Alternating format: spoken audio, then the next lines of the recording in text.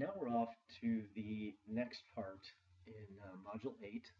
We're going to discuss how to find what's called the expected value of a probability distribution. And so in other words, what we're actually finding is the mean outcome of our probability distribution. So expected value is really just another word for mean. Expected value, just to kind of give us an introduction with a sort of a scenario that we could use expected value to calculate the mean. And we're going to use a game at the carnival. And probably a game you've never seen because we kind of made it up. It's called 3-coin toss. And in this game, the cost to play the game is $1. So not bad. And we're going to toss 3 coins. And if all 3 come up heads or all 3 come up tails, we're going to win $3. And of course, if we get any kind of, heads with a tail or tails with a heads, we lose our $1. And so the question becomes, should we play? And if we do, what can we really expect to happen over time as we keep throwing dollars at this 3-coin toss game? Now, before we even look at that, we're going to come back to it in a minute. Well, let's look at some key vocabulary that we've already talked about. The first is the random variable. If you recall, the random variable is basically the variable that's representing the outcomes of our experiment or trial. So our experiment or trial is going to have outcomes, whether we're flipping coins, rolling die, and the random variable just takes on the values that we can expect to get. So it's a variable whose numeric value is determined by the outcome of a random experiment. And we usually denote it with capital letters. This is X, Y, and Z. And secondly, the probability distribution, which we looked at that in the last section. Sometimes if we're dealing with discrete values, we can actually list every possible random variable and every possible outcome in a table. Or we have to look at a curve. We have to look at how the distribution of those various outcomes distributes themselves across a curve. And so we use areas to find those probabilities. All right, let's talk about the expected value. The expected value and what it is and what it represents is actually the average or the mean of the random variable. In other words, over time, what is the average outcome we are going to see for our random variable? And of course, we would see this more as a long-term thing, what we would expect to quote-unquote see over many, many, many repeated executions of the same trial or experiment. And here's the formula that we use for expected value. It looks really complicated, but it actually is very simple. And we read this, the expected value of our random variable. So think of the random variable as our trial or experiment, because X represents all the possible outcomes. And so this is actually the mean of this sort of trial that we are performing. And we're going to take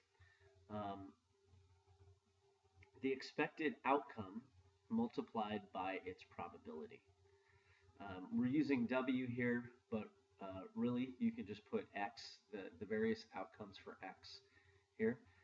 In our example, we were dealing with wins, right? We're either winning money or losing money, and so that's why we have X or W there for the moment. But really this is just a list of every outcome multiplied by its probability.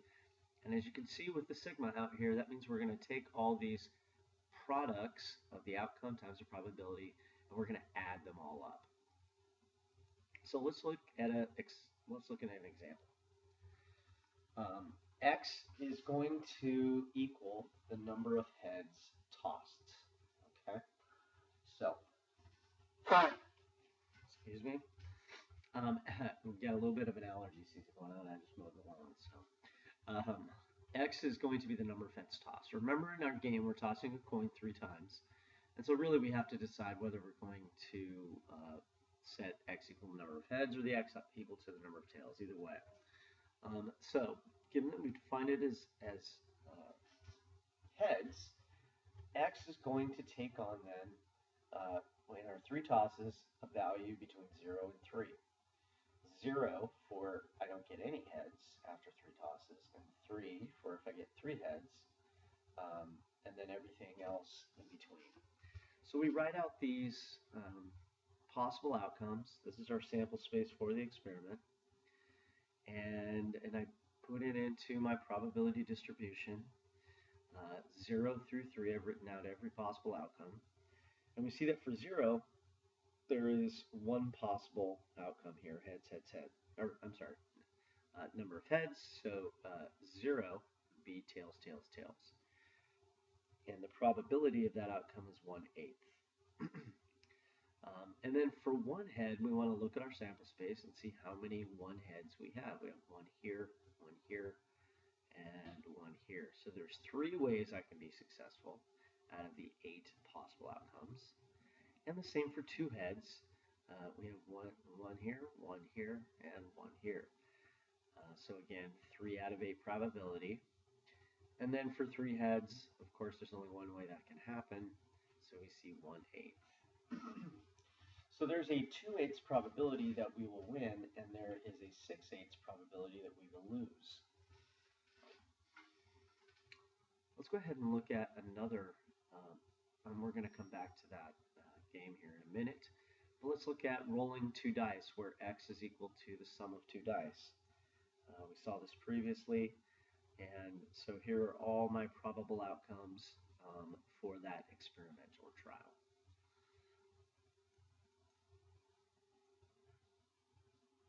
Okay, now back to our game.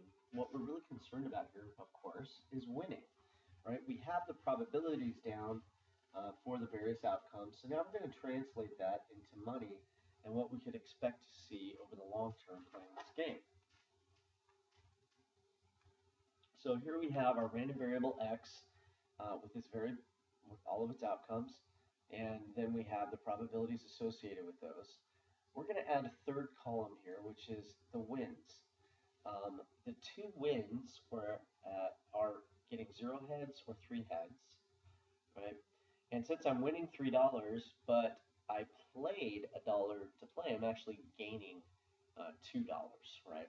I get 3, but one of those 3 is just getting my $1 back, basically. So the real gain for me is $2 for these 2 outcomes. And then, of course, the loss, I don't have to give them any more money. I just gave them $1. So if we lose, we've just lost our $1. Now we're going to do the same thing with this group that we did for when we found, well, we haven't found that yet. We're going to use the expected value formula to calculate this. So the expected value we know for a discrete probability distribution is given by this formula here. We're going to take the win associated with the probability of the win, right? And we're going to multiply those numbers together, add those to this product, add those to this product, and add those to this product. And we're going to keep the negatives in there because we know that that negative represents a loss. So when I do that, 2 times an 8 plus -1 times 3/8 plus -1 times 3/8, and this is something you can just put directly into your calculator as you're doing it, and what we find is we get -1/4, which is -0.25. Now, what is that telling me about this game? Well, first of all, it tells me that obviously the odds are not in my favor.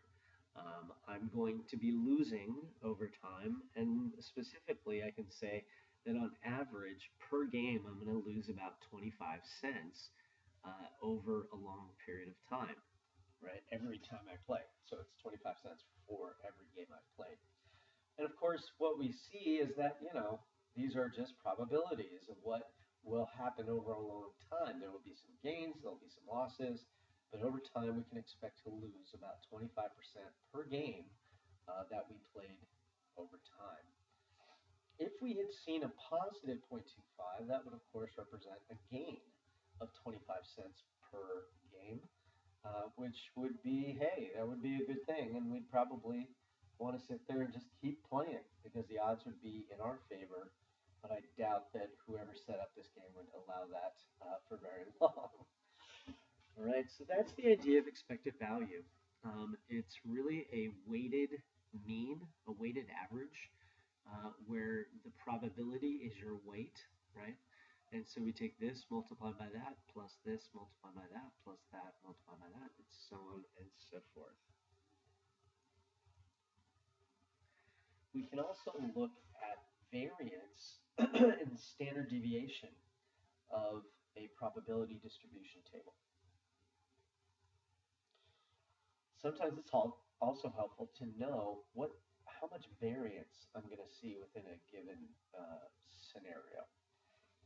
Investments, for example, if we want to weigh the risks and the stability, in general, if you're making an investment, whether it be in the stock market or a business, the greater the risks, usually the greater potential upside that you see. But with that upside comes a lot of ups and downs, lots of volatility. So you have to be prepared for that. Profits of a company, there's lots of variation, and that means that there would be greater volatility of the money that you're investing. It's going to go up and it's going to go down and it's going to go up and it's going to go down. And so what we want to weigh is which one is going to, if we have the stomach for it, have the best potential gains with the least amount of volatility. Or sometimes we're willing to sacrifice a certain amount of gain for a certain amount of stability, so we're not in an utter panic every time we open up the paper to look at our investments. So when we find variance for a discrete probability distribution, and again, this is for discrete probability distributions, so tables, etc. Here it is. Again, it looks rather complicated, but in actuality, if we put it into a table, it really isn't that bad. So for example, well, what we have here is every individual outcome, our expected value. We're going to square that outcome, and we're going to multiply it by the probability of that outcome. We have to square this because we actually want to get rid of the negatives, kind of like we did with standard deviation. Well, this is standard deviation that we're finding here, actually. So in your calculators, it's really important as you're adding these up. If you have a negative number, you need to put parentheses around it and then put squared. Otherwise, your calculator will not square the negative. It will just square the number. Once we get the sum of all of these products of the random variable squared multiplied by the probability, and we get this big sum here, then we're going to take the expected value, which is the mean, and we're going to square it and subtract it from this number. And then if we want to find the actual standard deviation, we're going to take the square root of this number we get. Because if you remember back, there were two formulas we had, one for standard deviation, one for variance. Variance is just another measurement. We have to take it out of the square that we did up here.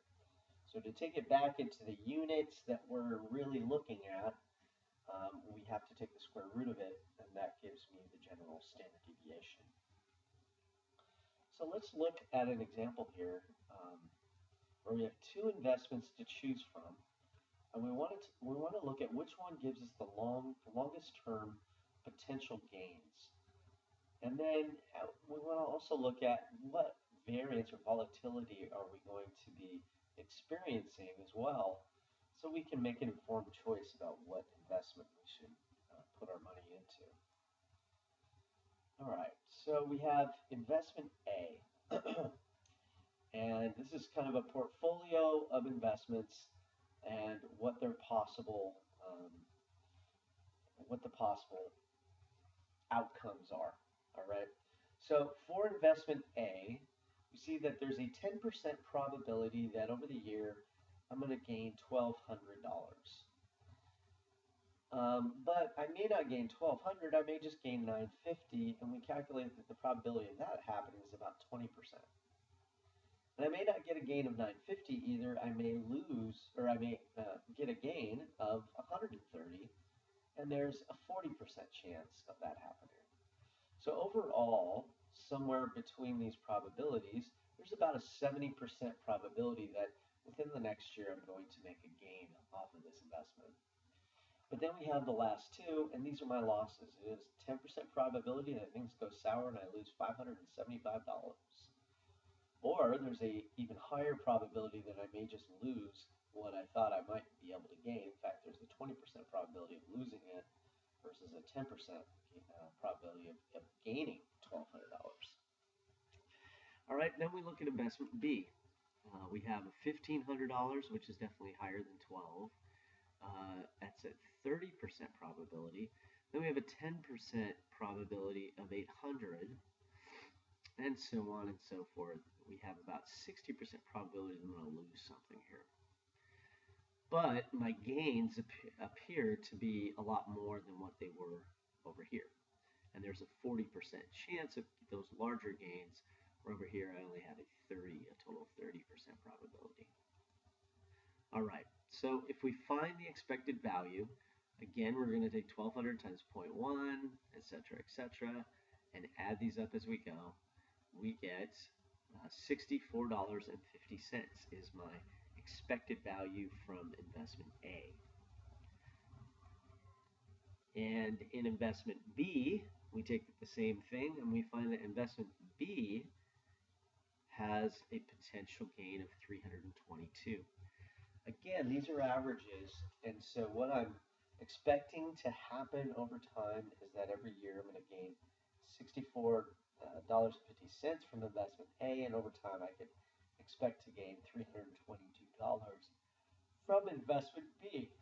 So it looks like in terms of longer term potential gains, investment B is the better choice. But let's also look at standard deviation.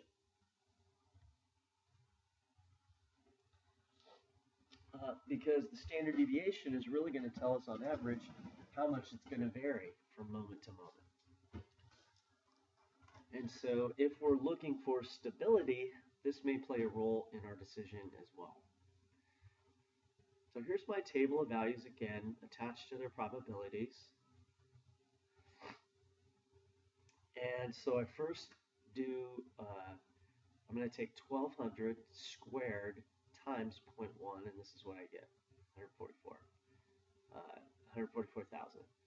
And then 950 squared multiplied by that probability, and that's where I'm getting all these. So it's the investment squared, the gains or losses, multiplied by the probability of that happening. Now again, remember for these two, as you're putting them into your calculator, keep in mind that you want to put parentheses around the number and the minus, and do the squared on the outside so that you can get rid of the negative that's there. When we find the sum of the investment, it's actually off your screen there at the bottom, but I added that column up. You'll see it appear over here in a minute. But we do the same thing with both of these. And let me see if we can see it here. Okay, so the sum of the first column, investment A, was $652,322.50. And back in the formula, if you remember finding variance, we subtract the mean, which was my previous expected value, 64.50. We're going to square that. This is what I get. And then if I take the square root of that, we see 805.09. For investment B, this is the sum of that column over here, 848,720. We subtract that expected value squared and get the variance. So this represents the variance, and then this represents the standard deviation.